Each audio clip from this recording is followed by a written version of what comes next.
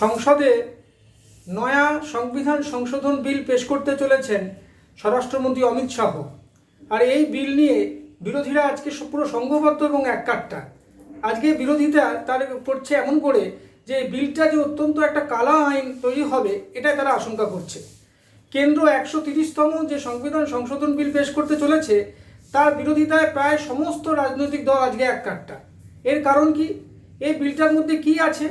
বলা হচ্ছে যে কোনো গুরুতর অপরাধে যদি কোনো অভিযুক্ত হয় কোনো মন্ত্রী বা মুখ্যমন্ত্রী বা প্রধানমন্ত্রী বা কোনো কেন্দ্রীয় মন্ত্রী বা রাজ্যের কোনো মন্ত্রী, তবে তাকে যদি অ্যারেস্ট করা হয় তবে 30 দিন তিনি যদি জেলবাস করেন বা তার যদি কাস্টাডি থাকে তবে তার মন্ত্রিত্ব চলে যেতে পারে।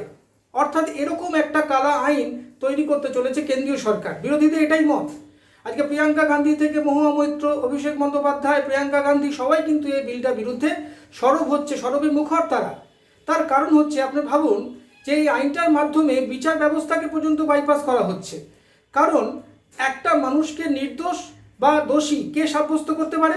একমাত্র আদালত। কিন্তু দেখা যাচ্ছে এই বিলটার মধ্যে যদি কাউকে অ্যারেস্ট করা হয় সন্দেহের বশেও, তবে কিন্তু তাকে কিন্তু এই মন্ত্রিত্ব চলে যেতে পারে। তা 30 দিন যদি কোনো কারণে, অনেক সময় এমন হয় যে কেসটা পেন্ডিং থাকে, 30 দিন, 60 দিন, 90 দিন লেগে যায়, তখন কিন্তু তাকে এই ছলে তাকে সমস্ত মন্ত্রিত্ব থেকে সরিয়ে দেওয়া হবে। অর্থাৎ তাকে স্যাক করা হবে। সেটা মুখ্যমন্ত্রী হতে পারে বা কোনো অন্যান্য কেন্দ্রীয় মন্ত্রী হতে পারে বা প্রধানমন্ত্রীও হতে পারে। কিন্তু আজকে এরকম একটা আইন তৈরির আগে কোনো আলোচনা না করে, বিরোধী দলের সঙ্গে কোনো বৈঠক না করে এরকম একটা আইন বা সংশোধন বিল কি আনা যায়? গণতন্ত্রে কি এর কোনো রাস্তা আছে? আজকে আপনাদের মেজরিটি আছে বলে আপনারা আজকে এরকম করছেন। আপনারা মেজরিটি বলে সব কিছু করে নেবেন, এটা কি কখনো সম্ভব? আজকে কোনো একজন ব্যক্তিকে যদি কোনো ফলস কেসে ফাঁসানো হয়, তবে যে তাকে 30 দিন কাস্টাডিতে রাখা হয়, তবে তার মানে তার মন্ত্রিত্ব চলে যেতে পারে। এটা কখনো হতে পারে? আপনি আদালতের ভার্ডিক্টে অপেক্ষা না করে তাকে দোষী সাব্যস্ত করছেন। এটা তো কখনো সম্ভব নয়। ভারতবর্ষের যে সংবিধানের মূল যে স্পিরিট, যে সুপ্রিম কোর্ট হচ্ছে সর্বময় কর্তা, আইনের ব্যাখ্যাকার, সংবিধানকে এক্সপ্লেন করতে পারে একমাত্র কে? Supreme court. তাহলে কে দোষী, কে সাব্যস্ত হলো বা কে নির্দোষ, এইটাকে আপনি এইভাবে কি করে জাজ করবেন? আজকে এই আইনের মাধ্যমে সবাই দেখতে পাচ্ছে একটা ফ্যাসিস্ট আইন বলে অনেকে উল্লেখ করছেন। বিরোধীদের মধ্যে অনেকে এরকম আজকে উল্লেখ করেছেন। আজকে এই আইনটা নিয়ে বিরোধীরা এককাট্টা, শুধু তাই না, তারা সংঘবদ্ধ প্রতিবাদ জানাচ্ছেন। তারা চাইছেন এই বিল যেন পাস না হয়। কিন্তু দেখা যাবে যে বিজেপি যেহেতু আজকে তারা মেজরিটিতে রয়েছে, 272-এর বেশি তাদের রয়েছে, তাদের এমপি, হয়তো এই বিলটা তারা পাস করে নেবে। কিন্তু বিলটা অ্যাপ্লিকেবল করা কিন্তু অত্যন্ত কষ্টসাধ্য হতে পারে। কারণ কি, একটা বিল আইনে পরিণত হতে পারে, কিন্তু আইনটাকে কার্যকর করতে গেলে সমস্ত দেশের, সমস্ত রাজ্যের একটা সহমত প্রয়োজন। আজকে কিন্তু এই বিলটার মধ্যে কোথাও গিয়ে একটা ধোঁয়াশা বা একটা আশঙ্কা বা একটা চিন্তা এখন থেকেই যাচ্ছে। কারণ এই বিলটার মধ্যে একটা রাজনৈতিক উদ্দেশ্য অনেকে বুঝতে পারছেন বা লক্ষ্য করছেন। এর কারণটা কি? কারণ হচ্ছে কোনো একটা বিল যখন আইনে পরিণত হবে, তবে সেটার অ্যাপ্লাইটা সবচেয়ে বড় কথা।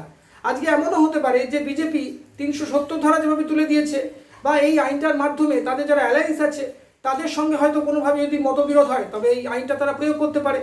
অথবা তাদের যে অ্যান্টি স্টেট রয়েছে, ধরুন পশ্চিমবঙ্গ বা অন্যান্য যে রাজ্যগুলো রয়েছে যেখানে অ্যান্টি বিজেপি স্টেট, সেখানেও তারা এটাকে অ্যাপ্লাই করতে পারে। কারণ যেহেতু তাদের হাতে ইডি রয়েছে, তাদের হাতে সিবিআই আছে, তাদের হাতে ইনকাম ট্যাক্স আছে, যে কোনো অজুহাতে তাকে গ্রেপ্তার করে 30 দিন কেটে গেলেই তাকে স্যাক করে দিতে পারে।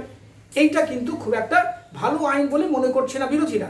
বিরোধীরা এককাট্টায় প্রতিবাদ জানাচ্ছে, অত্যন্ত সরব হয়েছে তারা। তুমি জানা যাচ্ছে এখন কি হবে, আগামী দিনে আমরা দেখতে পাবো। কিন্তু এটা ঠিক যে এই আইনকে একটা কালা আইন হিসাবেই তারা লক্ষ্য করছেন। কারণ এই আইন যদি পাস হয়ে যায় আর যদি প্রয়োগ হয়, তবে কিন্তু ফেডারেল স্ট্রাকচার ভেঙে যেতে পারে, এরকমই আশঙ্কা করা হচ্ছে। আমাদের ভিডিও ভালো লাগলে লাইক ও শেয়ার করুন, কমেন্ট সেকশনে গিয়ে জানান আপনাদের মতামত। আরও ভিডিও পেতে চ্যানেলকে সাবস্ক্রাইব করুন। প্রতি মুহূর্তে খবরের আপডেট পেতে প্রেস করুন বেল আইকন।